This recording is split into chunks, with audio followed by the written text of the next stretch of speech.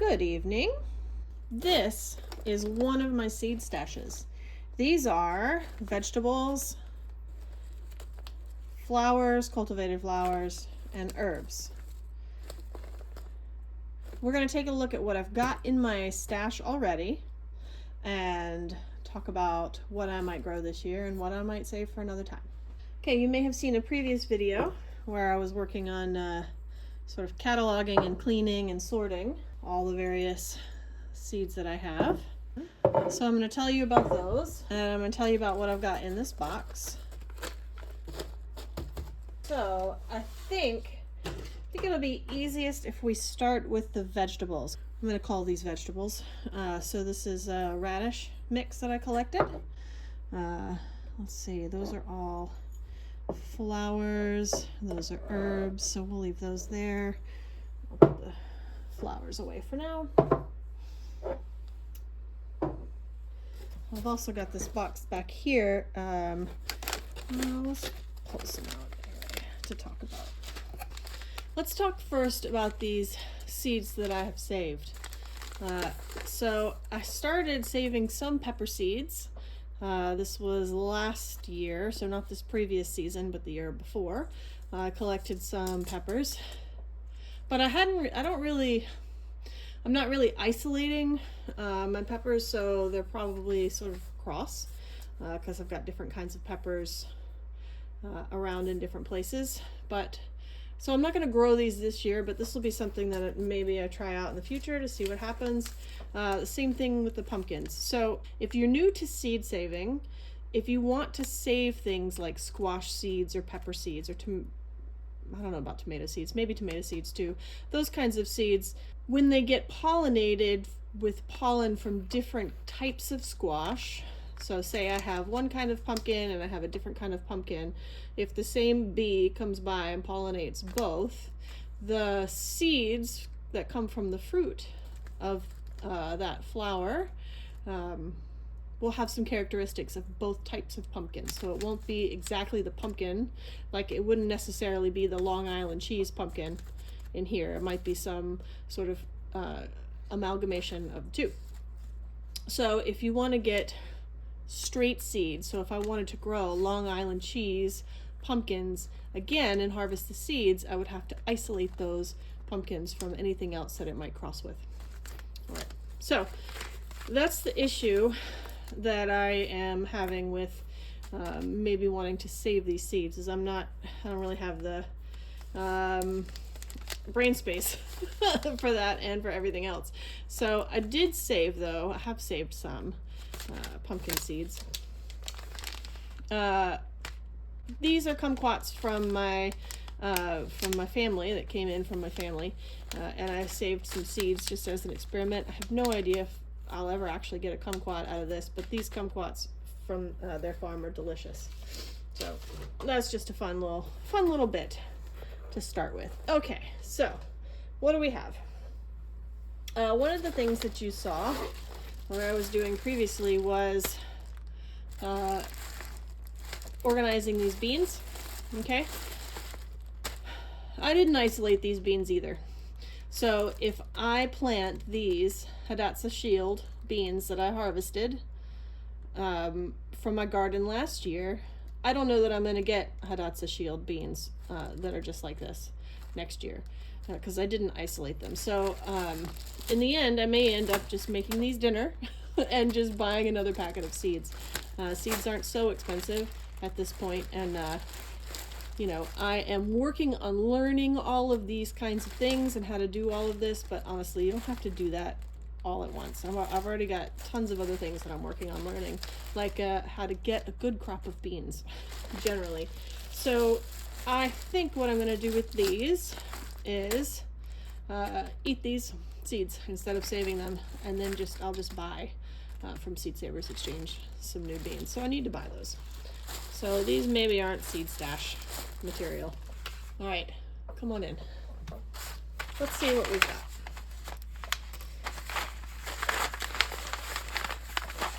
Okay, these are both green beans. Okay, just like you would buy a green bean in the store and cook it, right? Like you would eat the whole bean.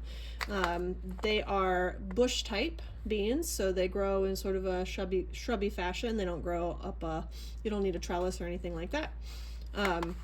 I had very little success germinating the jade green beans, but I think that's my fault, not the beans' fault.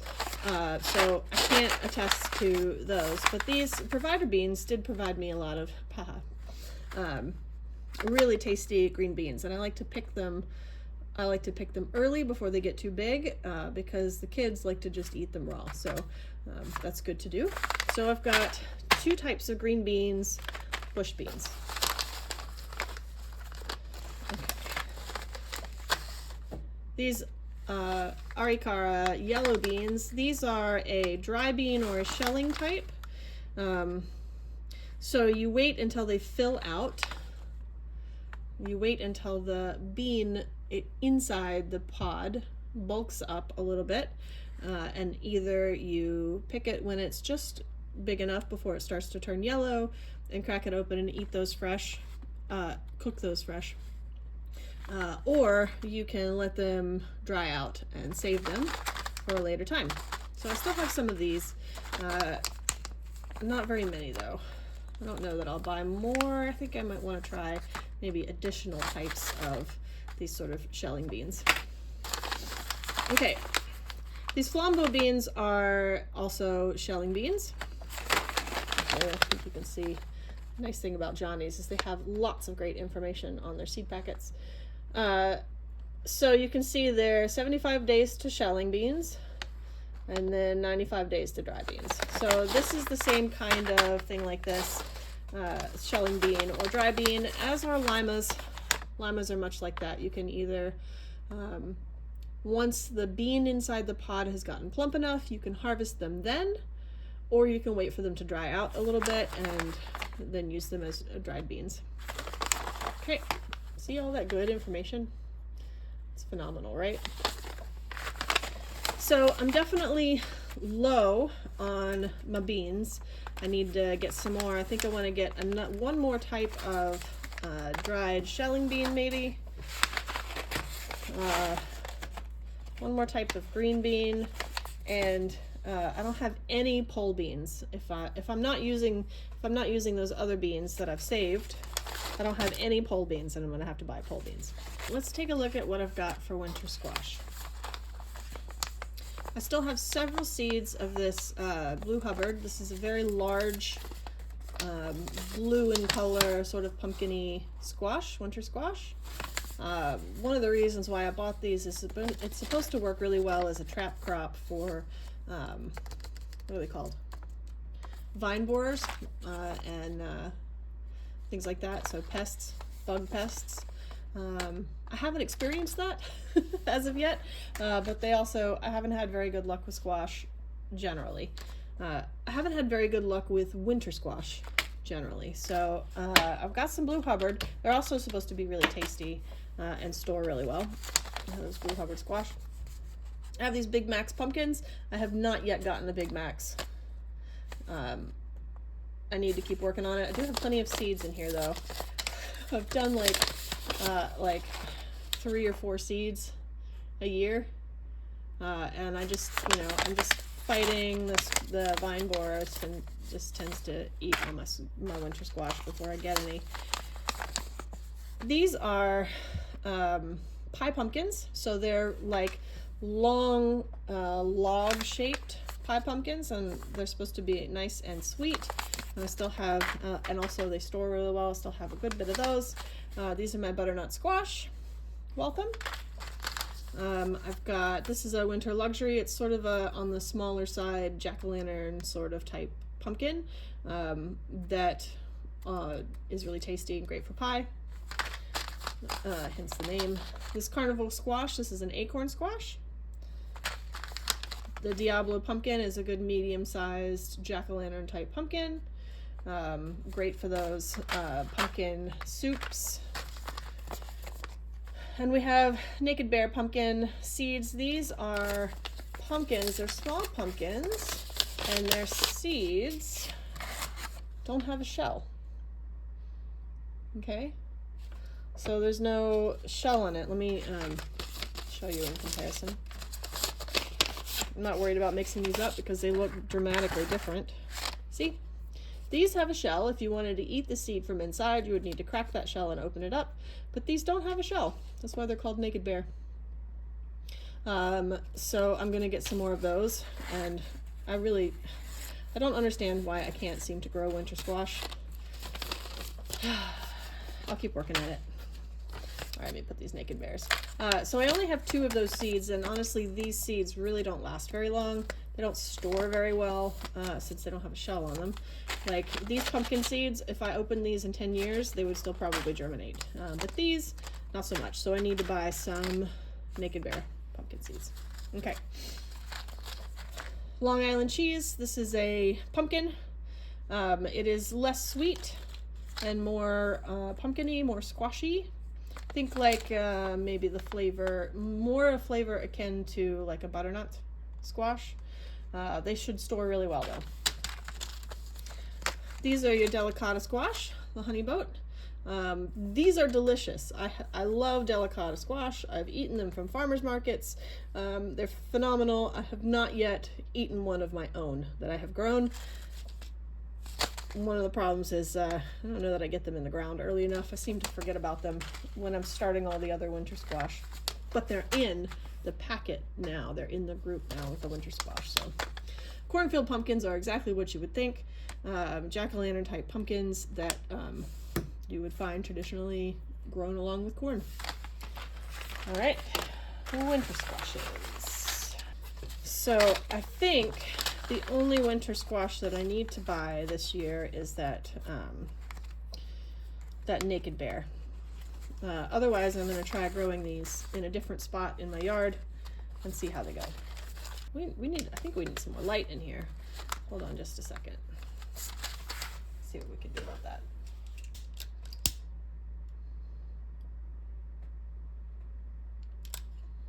I think one might be enough.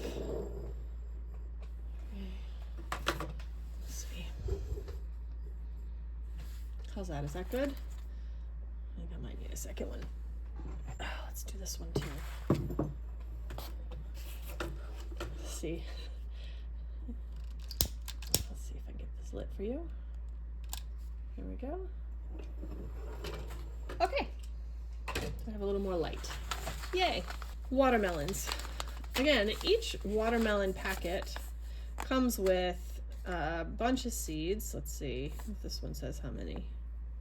5 grams of seed. That doesn't tell me a lot. Okay.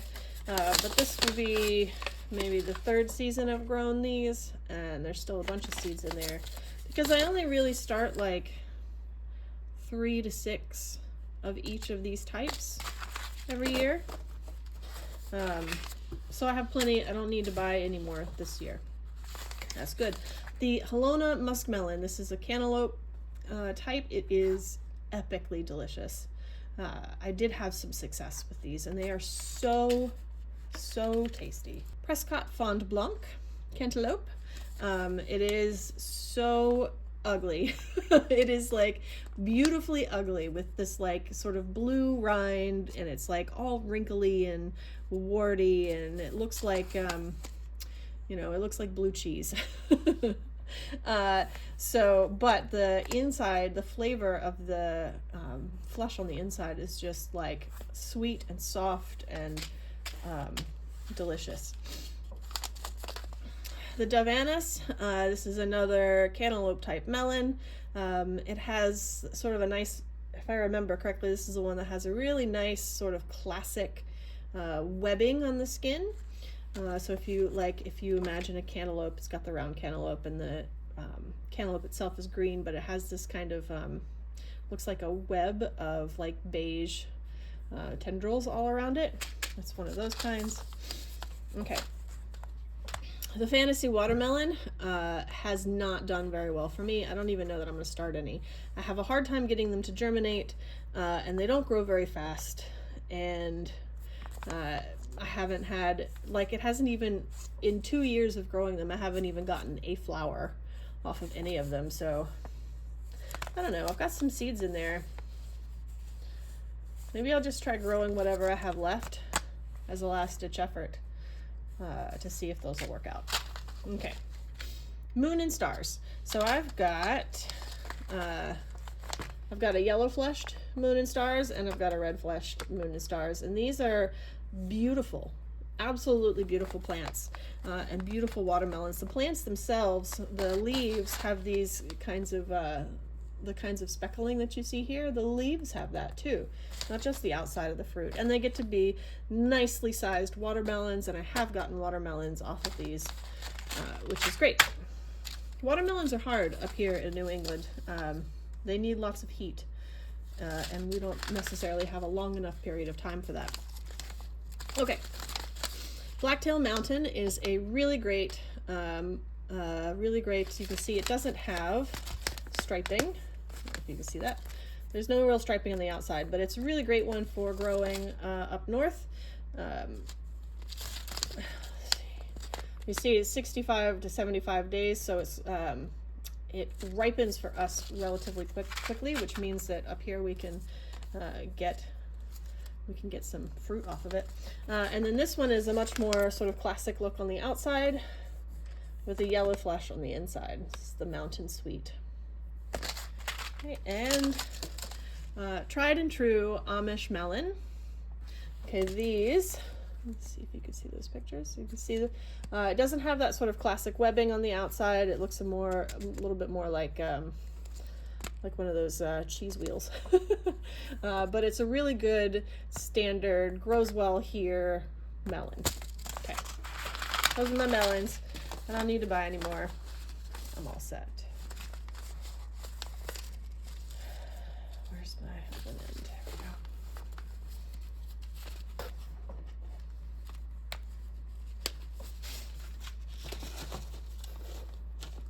There we go. Okay. Last bit of squash to look at. These are the summer squash. Alrighty.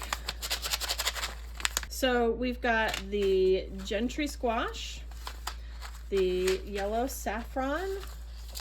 I think there was one more yellow squash in here. Yes, and the summer crookneck. These are all yellow squash. These have that sort of warty appearance. If I'm not mistaken, the gentry has a smooth skin. If I remember, they all did really well for me in this past year. This was the first year that I got good summer squash. It was a good summer squash year. So I'm hoping to be able to repeat that this year with good summer squash. All right, and then we've got our zucchini. Let me set those aside. Okay, I've got a green machine, a black zucchini, and a black beauty. Okay, these also did really well for me last year. I'm trying to see how many seeds I've got in there. That should be enough. So I've got 3 different kinds of zucchini. I like to have a couple of different kinds because sometimes one year or another they don't necessarily, like the black beauty won't do well for me one year, but the green machine will. So if I have kind of a variety, if one doesn't do well, I can use the other. I can rely on the others, and that might change year after year. So I've also got these 2 squash. These are patty pan squash. You can see what they look like here. They're sort of these flat UFO looking squashes. If you pick them early, they don't grow the ribs. If you wait for later, they'll grow these ribs like this. The Bennington, I think this has like a, I can't remember which one it is. One of them has like a really soft, okay, this one has a really soft green color, sort of a foam green, whereas this is a more sort of classic yellowy green, not quite chartreuse, but sort of a minty green, I guess. Different color. These were delicious. They both grew really well for me this year. I got lots of these squash. They were phenomenal. I still have good seeds. Let's just hope they all germinate. I think these seed packets are a year old, 2 years old now, 2 seasons. This might be their 3rd season, going into their 3rd season. Corn. Most of my corn crop was a failure from last year, but that's not my fault. That's the squirrel's fault. The squirrels and chipmunks ate all of it. I did try growing the Mandanbride in a container, and that didn't go so well. So I'm going to try to find some other place for that to grow. This Aunt Mary's corn is delicious. This is kind of a platinum colored corn, or like a lighter sort of white corn. It's a sweet corn, so you can eat it fresh. You don't have to cook it, or you can cook it, whatever. It's a sweet corn. Okay, we've got the Golden Bantam Improved. It is a yellow sweet corn. They actually germinate.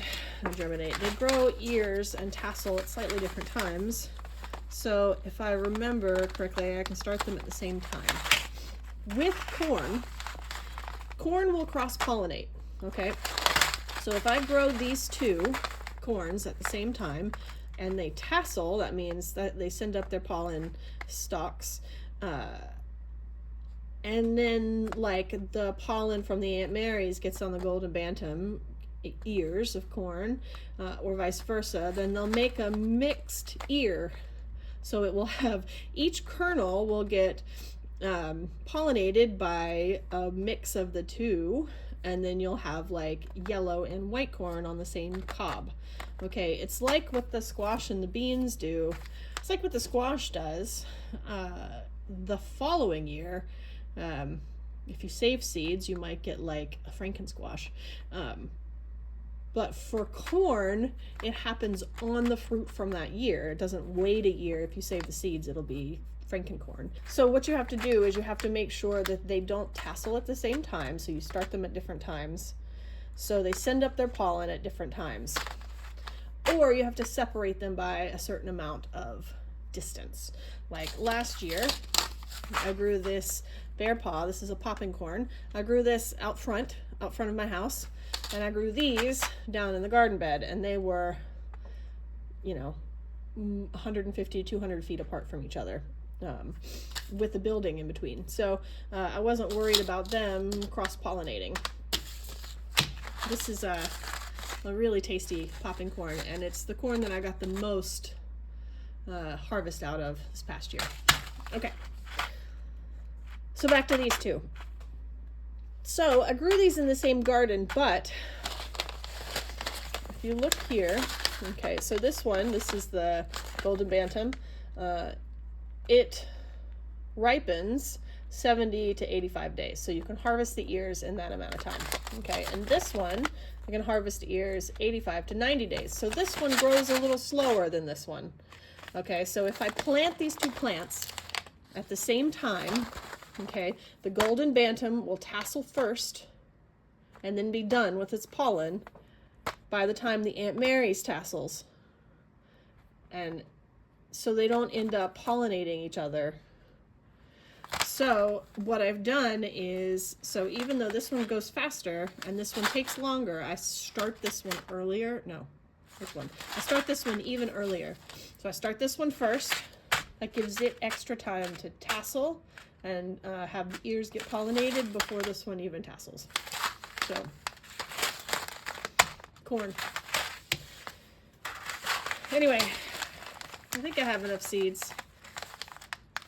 Yeah, that feels like at least about 25 seeds, and that's about all the corn I grow. All right, so I don't think I need to buy corn this year, but maybe next year. Cucumbers. Okay, I'm going to start with this bushy cucumber. I don't like it. I haven't had good success at all. I didn't grow any last year. I may not grow any this year. I'll just leave it at that. This is a Mandy cucumber. It's a Bet Alpha type. I only have 2 seeds, so I'm going to have to buy some more of this. I really enjoy it. It's a really good cucumber. Okay. And then we have, let's see, a couple of, these are all slicers. I don't have any pickling. I suppose if I try growing that again and pick them really early when they're really small, I can maybe try to pickle them. It's just such a fussy plant. I don't know.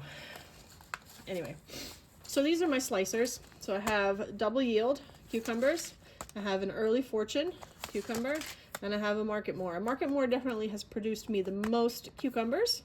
Okay, so it's 63 days. The early cucumber can handle a little bit cooler weather and it grows a little faster, 55 to 60 days. So like you can start this a little earlier, start to get your harvest a little earlier.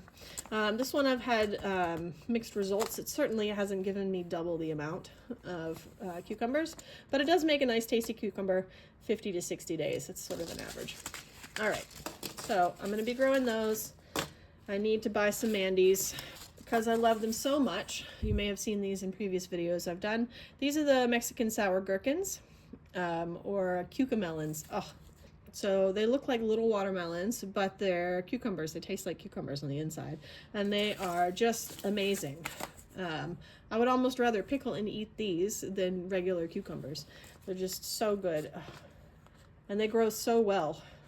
One of my other favorites, these are okra.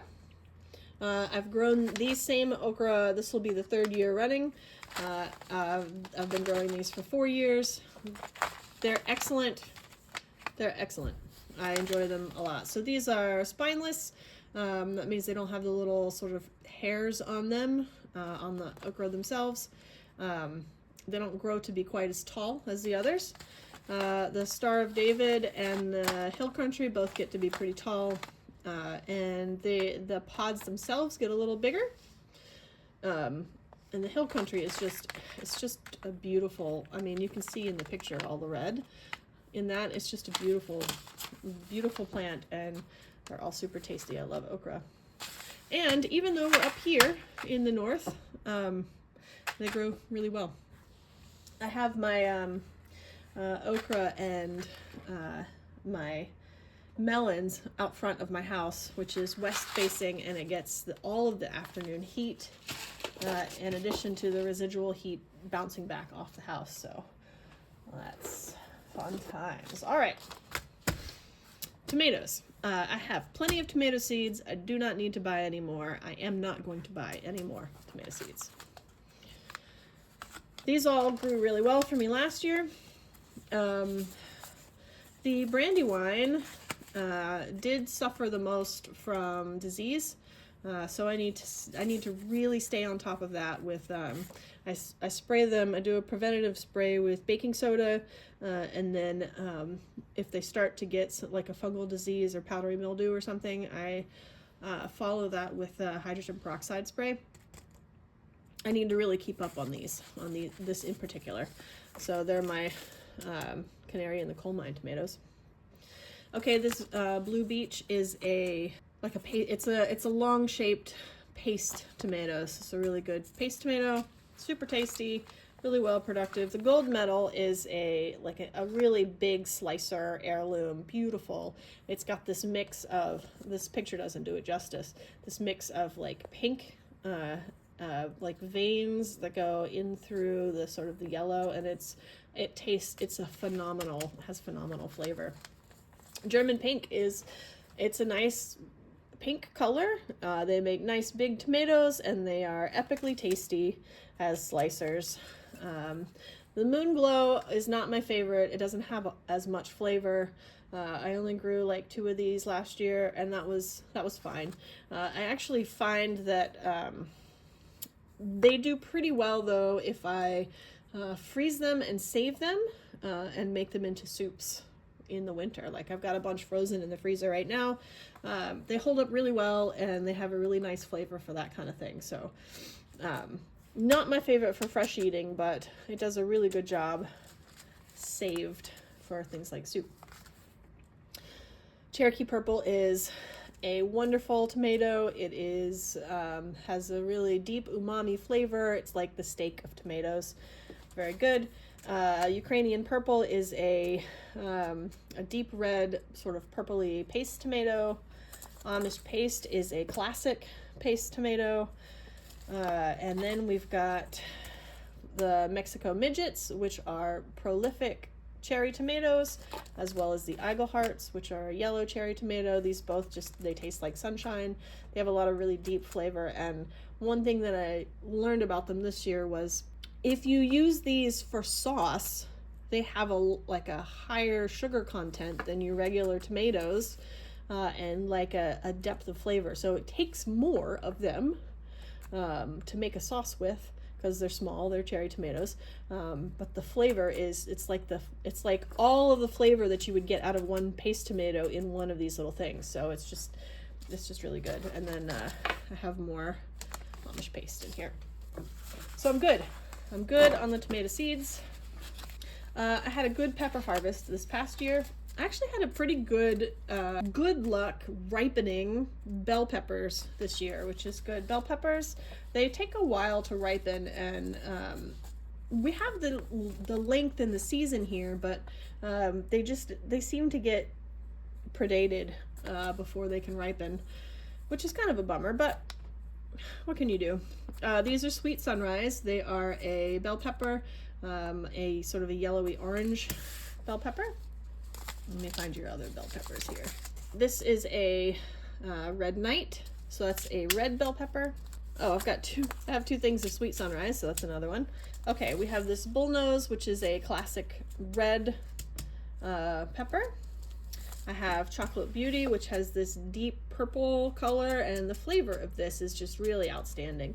I really enjoy the flavor of that. And we have a King of the North, which will take a little cooler temperatures, just slightly cooler, and doesn't take quite as long to ripen, so that's good. These miniature red bells, I did not bother growing this year. I did not like them very much. I grew them for 2 years, and then I just, I don't know. I haven't found a use for them.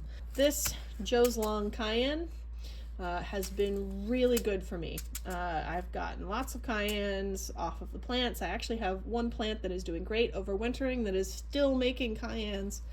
It's really pretty amazing to me. This is a Tolly's Sweet Italian. It's an excellent Sweet Italian. I have another Sweet Italian in here too. This is the Carmen Sweet Italian pepper.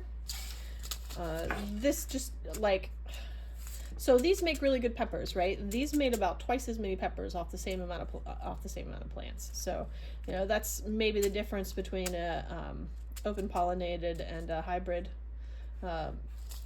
pepper. This is a poblano pepper, so this is the Baron. These were phenomenal this past year. They made so many peppers. I think I had like 5 plants and like just peppers to no end. I didn't you don't have to wait for them to ripen. You can just pick them as they get big enough and then eat them, and they're just great. If you do wait for them to ripen, the heat intensifies. Speaking of heat, okay, I've got an early jalapeno, and oh, do I not have another? I thought I had another regular jalapeno. Maybe I used all of those. Did I miss it somewhere? Maybe. Well, I thought I had another jalapeno. I guess not. Okay, so I have an early jalapeno. Okay, that's a regular jalapeno. I did have another jalapeno. I guess I'm out, so I need to maybe buy an additional jalapeno. And then I have this natapino, which is a jalapeno in flavor without the spice, which is good, you know, for my kids who don't like the heat. Or if you want to make something like not as hot, you mix a couple of like full hot jalapenos in with a bunch of natapinos, and you have all of that flavor without as much heat. It's good to be able to balance that. And then I have these sheep nose pimentos. Pimentos are great. They're fleshy like tomatoes a little bit, and they have kind of a deeper tomatoey quality to them, even though they're like a bell pepper. They do ripen faster than the bell peppers, so I'm probably going to grow myself some more of these this year to kind of fill in that gap from the bell peppers, so that I don't get as many of the bell peppers. Now I have these. Cape gooseberry, or Peruvian ground cherries. These are sort of in the same ground cherry category with like tomatillos. They have husks, they have paper husks, and they have inside that husk there's a little yellow fruit, yellowy orange fruit, and it tastes like the cross between a tomato and a mango. They are epically delicious. I have some that I'm overwintering from last year growing. I have about 6 plants growing. What I was hoping last year was that if I had bigger plants to put in the ground earlier, then I would get a quicker harvest. And that worked a little bit. I think that it can be improved upon. I don't know if I'll start any of these this year since I've got those plants already. Maybe I'll do like 2. I don't know. We'll see. There's plenty of seeds in there. All right. Jalapeno. I need to add that to my list. We're getting into the closer into the spring crops. I've not had a whole lot of luck with peas, mainly because I haven't started a whole lot, and they get eaten by rabbits. I'm kind of waiting for my garden fence to get up, really, before I have a real go at peas. My kids like eating the fresh peas. I like eating the fresh peas. I like eating the snap peas, like the ones you have to shell. No, that's these. The ones you have to shell. They're just really good. I got some of these from my library. So these are the same peas that I grew last year. These are a snap type, so you can, if you get them early enough, you can eat the whole pod, or you can wait until they fill out and just shell the pea. These ones are shelling peas, so you wait for them to get full and ripe, and then you pop them open and eat the peas that are inside. These are green beauties. I don't have any experience with those. So I may start a couple this spring and then maybe go for it in the fall. I'm hoping I've got my garden fence up this year, so keep the rabbits out. In here we've got carrots and spinach. I'm gonna take the carrots out and I'm gonna put them with the others. Let's see, spinach, carrots. Okay, so we've got some spinach. I haven't grown either of these. I just didn't get around to starting them last year. So I'm gonna grow some spinach this year. I'm gonna start these relatively early. I might actually try to grow some of these in my little indoor herb caddy just to see how that goes. I'd love to have some greens over winter. So we've got Giganti and Bloomsdale, and I can't comment on either because I haven't grown them yet. Good hopes for that. I might put those in with the lettuce. And then we have carrots. I've got this, my library has a really nice sort of free seed thingy. So these are Coral, K-O-R-A-L, and I've got, these are super old seeds. They are probably not going to germinate, but I have more. Scarlet Nance, sort of a classic carrot. I don't know why I'm afraid of carrots. I don't know why I'm afraid of growing carrots, but I am. It doesn't make a whole lot of sense to me. Actually, it does. It's like they have to go so deep in the ground, and I'm not really so sure that my soil is ready for accepting that. I just need to go for it and do it anyway. That's why I got the ones from my library, because like I got these free. I can't I shouldn't worry so much about it. Tell me that it's fine to grow carrots. Tell me that it'll be fine. It will be fine, right? Okay, so among the other root crops, I have 2 radishes, 2 different types of radish left. I have French breakfast, nice and classic, oblong with the white on the bottom and the red on the shoulders. And then I have these pink lady slippers, which are like so tasty, so good. And I had a third kind. I can't remember off the top of my head what I grew last year, but I'm gonna buy an additional radish, something new, I think. Okay, and then I've got 2 beets, 2 different kinds of beets left, the early blood turnip and the dark red. So this one takes slightly colder temperatures, or it germinates in slightly colder temperatures, which is good. So you can sort of stagger. I need to get maybe another red turnip, and then maybe one that's like pink, kind of pinkish, or like, you know, it's got like the rings on the inside, and then a yellow or 2, a golden. So I gotta buy some beets, I gotta buy some radishes. I'm gonna put those together with my carrots. Lettuce and arugula. I have plenty of arugula and like very little lettuce. So this is the one lettuce that I have. It's a Merlot. It's from my library. Good.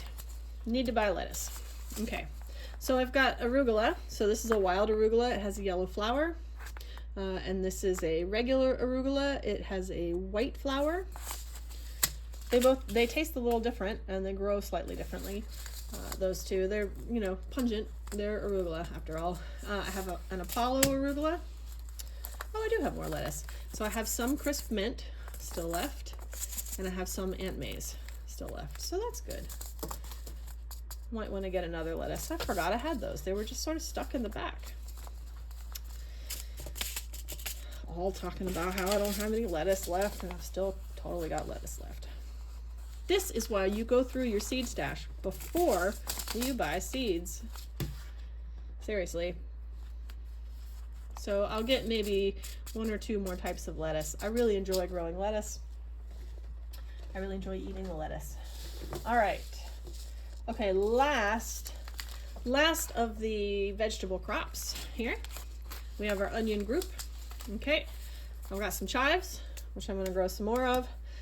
Add some more. Oh, these are not onions. Okay, we'll set those aside. All right, I have a Patterson yellow that I still have some seeds from last year. This was an excellent onion. It grew well, it bulbed well, and it stores really well. It has the skin on the outside, the sort of the dried layers on the outside stay really tight, so it keeps the onions really well, stores really well. The Sierra Blanca does not store well, but it is a really good fresh eating white onion. So that's super good. This year, the Sierra Blanca, I'm going to work on harvesting them earlier and eating them throughout the summer instead of waiting for the late summer to harvest them. So the Rosa di Milano, again, this is a pretty good storing. I still have some red onion. The wrappers are really tight and it stores pretty well.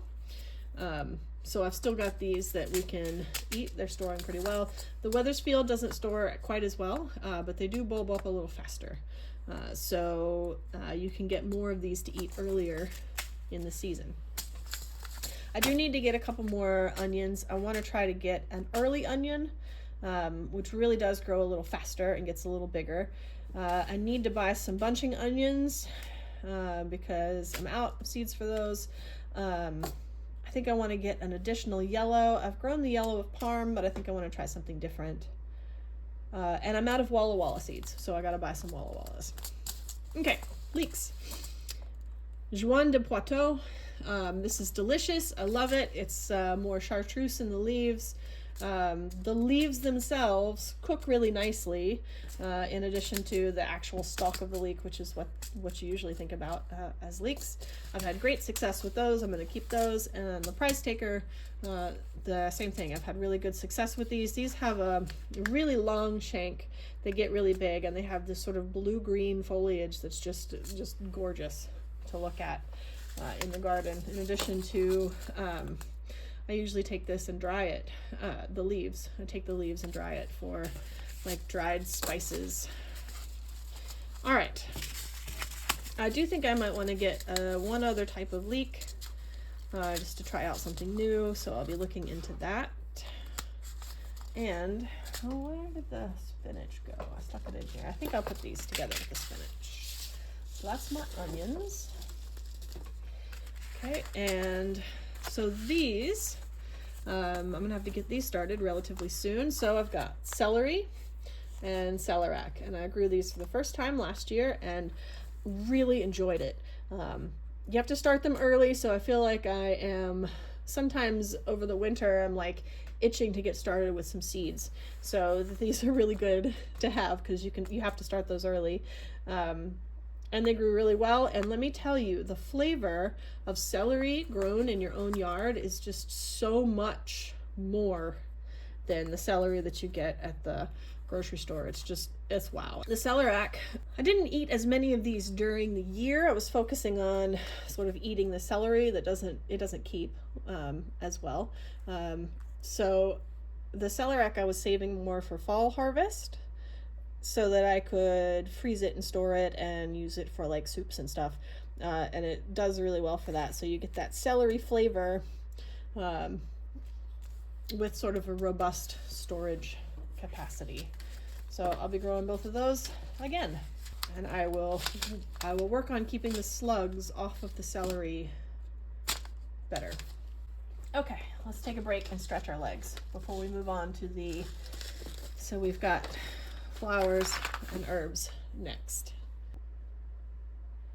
All right, let's talk flowers and herbs. I think we can maybe let's do the herbs first. I think I can get that. I think I've got them separated enough. I can do that. What do I have for herbs? All right, so I have Greek oregano. So this is oregano. I'm growing some. I'm going to start probably a little bit of oregano because I did 2 containers last year, and I'm trying to overwinter them separately. One is overwintering in the garage, and it's doing really well out there, and the other I'm trying to overwinter indoors, and it basically all died, except that like 1 or 2 little bits of it have started to grow again. So I don't know if that recovers. I probably won't grow. I probably won't start more oregano, but I do have some seed. Whoa. Hold on, let me adjust this a little. There we go. So you can see better. By the way, I want you just to see. Let's take a look at how pretty these plants are over here. Look. And I know I showed you this before, but look at this red geranium. Geraniums are awesome. All right, anyway. Back to our seeds here. I'm going to drop you down a little more. That way you can see. So that's the oregano. All right, I've got rosemary. I am going to start more rosemary. The goal is to try to start enough rosemary that I can put some actually in the ground so that it will grow nice and big, and then I will harvest it all, treat it like an annual because it won't overwinter here. I do have success overwintering some that I have in a pot, and I'm going to keep that. That goes outside again in the spring, but I'm going to try to get more rosemary. So I got to start those relatively soon, I think. This is a winter time, and this is a summertime. Okay, the winter time I am overwintering in the garage, and the summertime I'm seeing about overwintering in the house. So far they're both doing pretty well. Okay, I've got parsley. I still have a good bit of parsley seed here. I have curly parsley, and I have giant Italian parsley. And then I have this parsley from the library. So that's good. I need to buy dill. Dill is something that I don't have, and I need to buy dill. So put that on the list of things I need to buy. Some herbs. These are more like herbs for tea for the most part. Okay, I have some lemon balm seeds. I've got lemon balm plants growing like everywhere. I've got some outside in the garage overwintering. I've got some in a long container overwintering in the window, and I've got some in smaller pots that I have in my like hanging herb area. So I don't know. Maybe I'll do that or not. I don't know. I don't know if I'll start those or not. This is lavender. I'm gonna hold off on growing any more lavender. I've got good lavender going already outside in the garden. I don't know that I need to grow anymore. Okay, this is stevia. I've had really good success growing stevia from seed. I have several plants. All the plants that I grew last year are all now overwintering and still growing and giving me, like I just used some for tea today. I probably will start some more seeds though, and maybe plant them in the ground and work on them as annuals. So harvest them all at the end of the fall. knowing they won't overwinter. Also, okay, so feverfew, I've got plenty of feverfew plants going.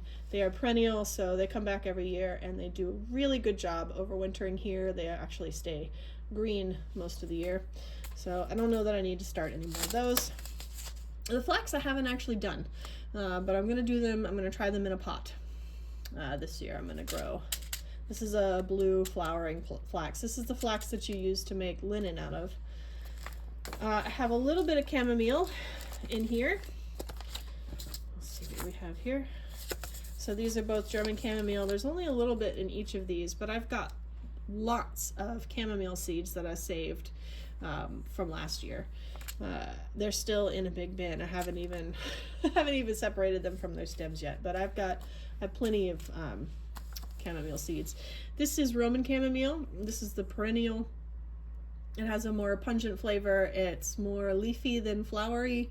I am gonna start some more of this year. I didn't start any last year. I sort of relied on what I had in the garden, but I think I want more. All right. Last grouping of herby things is the basil. Okay, my basils. I think I'm good on the basils for now. Okay, this is my basil set, my Tulsi basil set. Okay, I have temperate Tulsi. So this is the Tulsi that we know here in America as holy basil, for holy basil tea. This is a bunch that I collected last year. No, the year before last. There are so many seeds in this, I will probably never need to buy seeds of that ever again. The seeds save really well and they germinate really well. And then I've also got these three. These are more shrub type. So this is an annual. So it will live its life for about a season and then die. These are all perennials, although it's too cold for me to plant them outside here. So I have them in pots. I did start some last year and I have them in pots, and I'm probably going to start some more this year, and I will just keep some in pots. If I end up in the situation where I have so many seeds of all of these, I may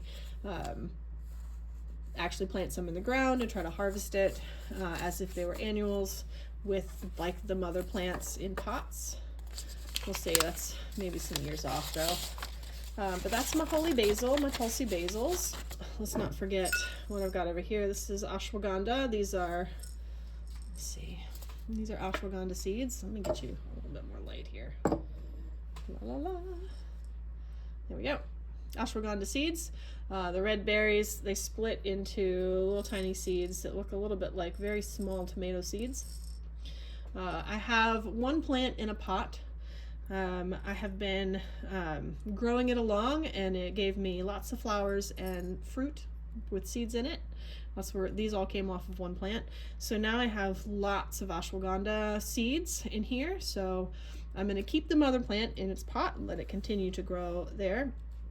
And then start new ashwagandhas from these seeds and plant them in the ground. And those will be the ones that I harvest for their roots at the end of the season. So that's my plan. Let me put this back here. Well, now that I got some wax hanging out. Let's see, get you a little shiny shine. Sweet basil. This is very much like Italian basil or regular sort of Genovese basil, except it's a little smaller, a little bit more oblong, and has I don't know, it has a different sense of spice to it from the Italian basil, which has got that classic beefy basil flavor.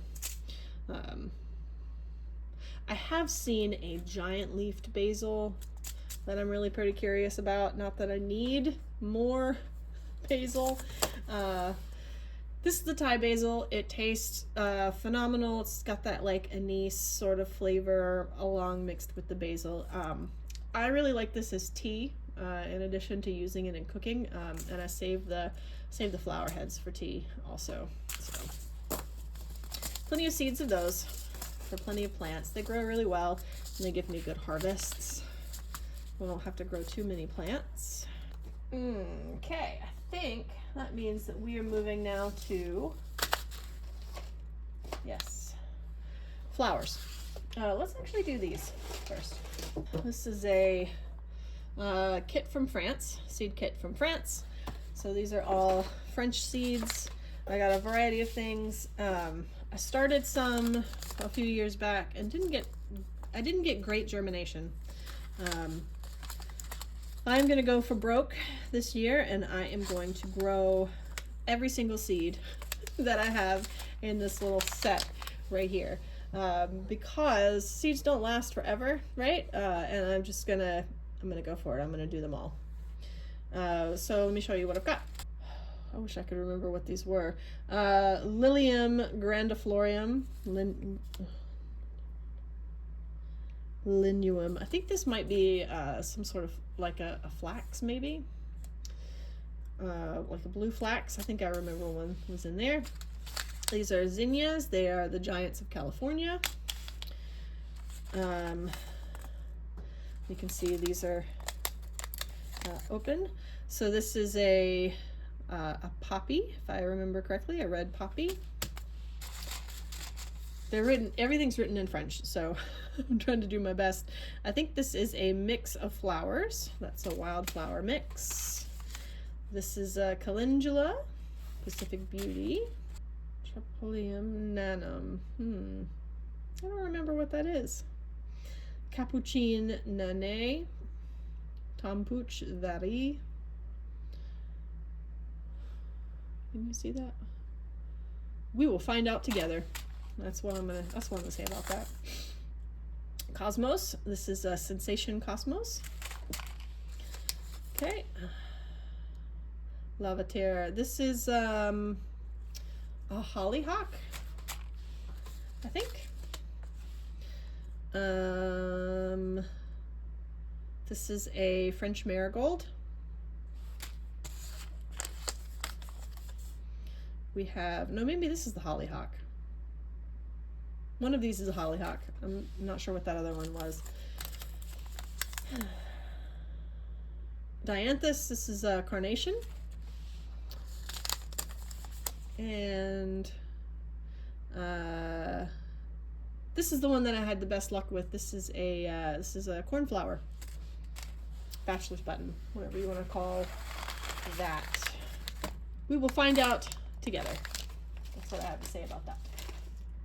Shasta daisies. These are your classic looking daisy flowers. Geraniums. I've actually got a lot of geraniums. Let's see. So I've got these. This is a mix, and I have seed that I've been collecting.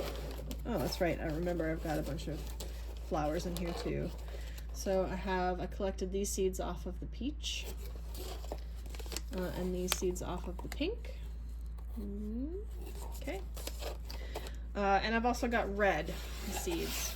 Oh, I'm gonna have to open that box for you, aren't I? I am. And I thought I had some more, maybe I didn't. I thought I had some more geranium seeds, but maybe I will find them as I go through here. Oh, hey, look, I found some dill. Awesome.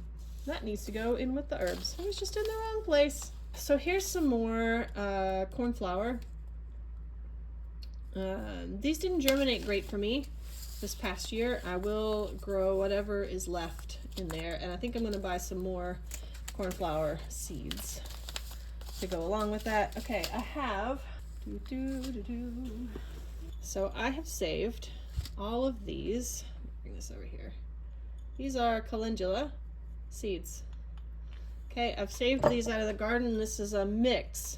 I have grown a flashback mix, and I grew these alpha ones, which are just a sort of a standard orange. I think I might want to buy maybe one other type of calendula, something that's got that like sort of pretty pink mottled look, because I really enjoy those. I've had a lot of really good luck with calendula in the garden, so I'm gonna grow some more. Nigella. So this is Nigella sativa, or black seed, or black cumin. Haven't had great luck with this. I need to get them started and in the ground a lot sooner. And I need to put them somewhere where they're going to get a lot more nutrients out of the soil, I think. And then these, the Love in a Mist or Nigella Damascena, this will be like the 4th year that I've grown these. I'm actually I'm doing a cool flowers thing, and I've got some overwintering in the garden already. Dianthus, these are carnation dianthus, not the Sweet Williams, but this is a mix of like pinks and peaches and whites and oranges. Really pretty. I'm overwintering some and I want to grow some more. Oh, there it is. So I knew I had some more of these. These are the apple blossom geranium seeds. These are from Swallowtail. I got a couple more of those seeds. I may or may not start them this year because I've got those growing nicely in the other room.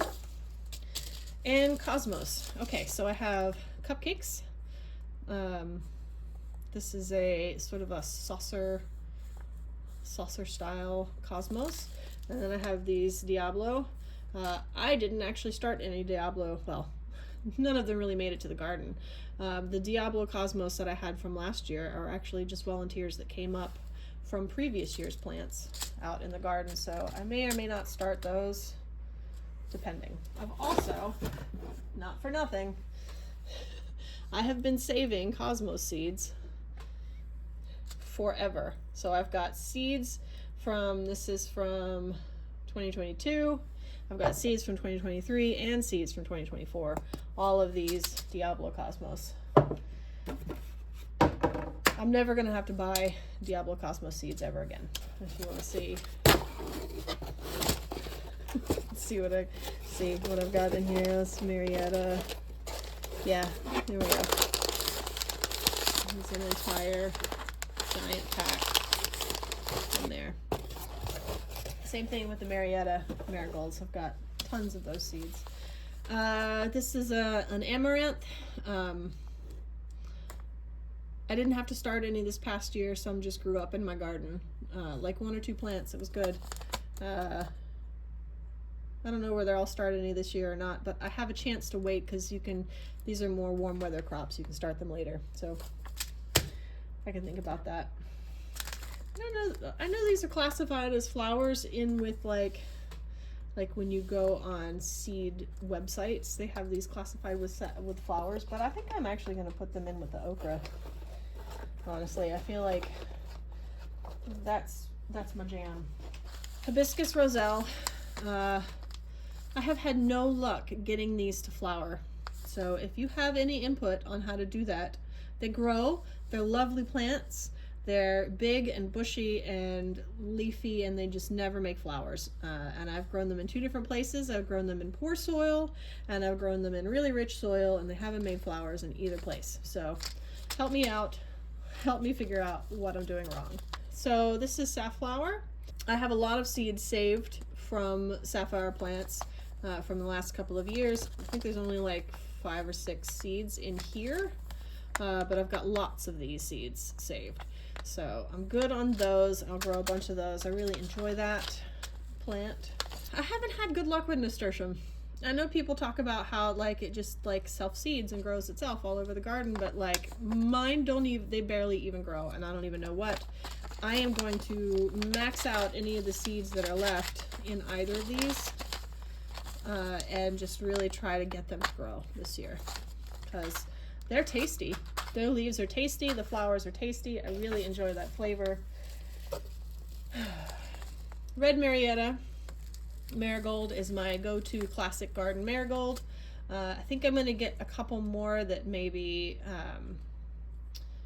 have a similar sort of orange and yellow vibe to them, but maybe look a little different. I really enjoy a marigold. This is like a perennial marigold set. Well, maybe not all of them are perennial. This is a desert marigold. It's sort of native to the Southwest marigold. We have French Petite, those are little ones. We have this African marigold, which is a giant. It grew almost as tall as me. We have this Mexican marigold, which is often known as Stinking Roger, I think, if I remember correctly. It's sort of a really musky, herby plant that you can use, leaves and stuff. And this is a tarragon, a Mexican tarragon, which grows, looks, and tastes like tarragon, but is actually a marigold. So I have some of this. I'm overwintering. It's growing for me still. So I will probably start some of these again this year. Sunflowers. Okay, I only have a couple of teddy bear seeds in here, but I haven't had a whole lot of luck, so I don't know that I'm going to buy more teddy bear for this year. I'm just going to grow those 3 seeds that are in there. Sunspot is a multi-branching, smaller stature sunflower. A couple of seeds in this packet, and then a bunch of seeds in this packet.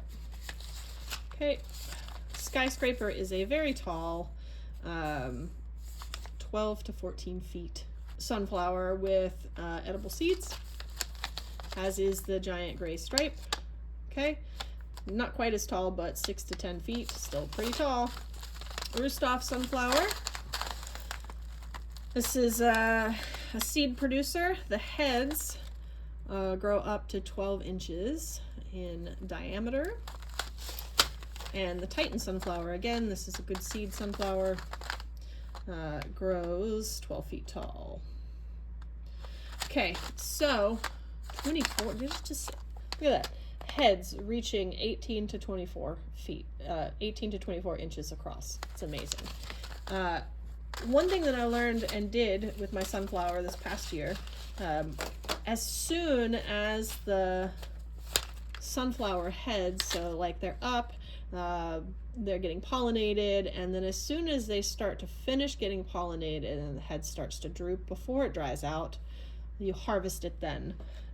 And that way the bugs and animals don't get to them, because you get them and you hang them indoors and you preserve them through drying. I actually got more sunflower seeds this year than the year before because I did that. So I didn't have to compete with things. Harvest them early is what I'm saying. They work really well. Harvested early, they will continue to ripen.